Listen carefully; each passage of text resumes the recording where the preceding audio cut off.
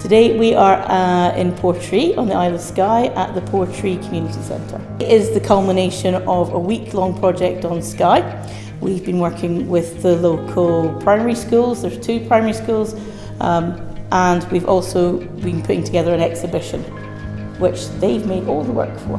We are on our final day of a really fantastic project called the Silver Darlings Project, which is a collaboration between SLRT, Albatross Arts and Edinburgh Napier University, and is an aspect and offshoot of the WASH program.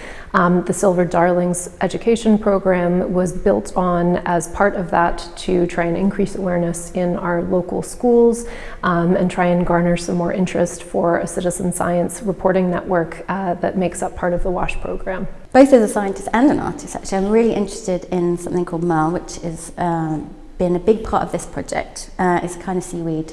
You can see some made in this project behind. It's been really wonderful working with the children and teaching them about something that some of them knew a little bit about because they might have been to the Coral Beach on Skye or other beaches with Merle, but a lot of them were just amazed at the colour of the live Merle and the connection it had with the other creatures that we talked about, like the herring.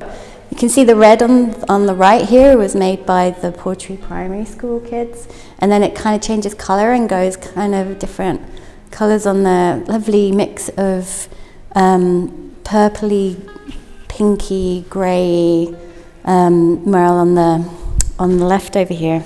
And that was from the Gaelic school. We're studying herring, and they're extremely important. They've been important to Scotland, and especially in this part of Scotland, the west coast and Skye.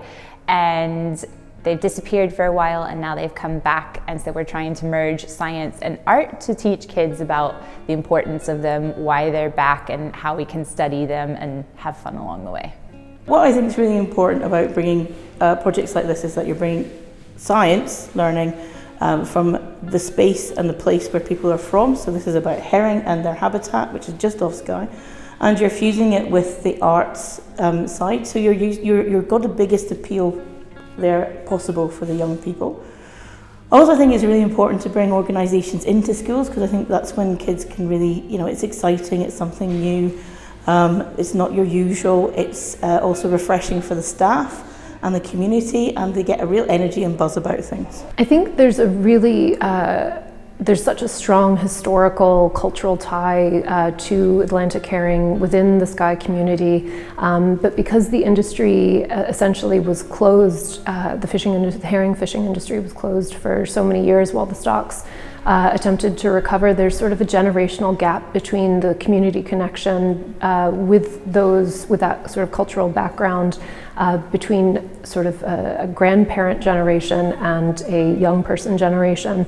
And I think the importance of tying those two back together again to really highlight the importance to the younger generations and bring everyone together in a community space so that we can all share our knowledge, learn from each other, is really, really important for the continuation of the species and also just the cultural ties to the herring fishing industry. And happy to report that following them doing this project at school, I took very little effort to try and drag any information out of them. We're quite happy to talk about both the biological and the artistic aspect of the project. And they came away just, full of information about the processes that you used. I mean, they're both pretty keen on visiting museums, so I think it was a given they'd be interested in the art side of it. But also, the ecological point was pretty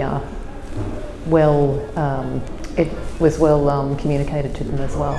So. They seem really proud of their work. They're very engaged in trying to find what they took part in.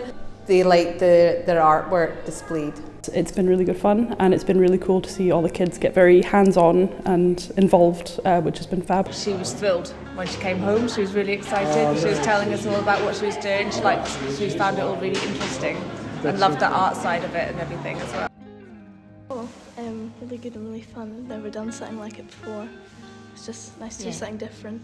Yeah, it's nice for the kids to do something out of the box, something completely different, and even fish didn't put them off. They freaked out at first, quite a few of them, but definitely even the smell did not put them off. So they've all exhibited what they made, and it wouldn't have happened without them. And what's nice is it's two different primary schools who are exhibiting together. So yeah, it's they see everything in action, and that learning in action, and then they can feed back. This makes it a bit more real. It's also about community engagement, and we're all about people. So it's about getting people to start conversations, and that's how change happens, is it? When you start a conversation, you start a dialogue. That's when you can start getting some interesting intergenerational crossover as well. That's really important, especially for the history and environmental conservation of this place. I thought it was like walking into an international installation. It was really good. So it's amazing the students have got together and come out with this amazing project. It looked really professional, and I imagine that they'll be pretty thrilled about it.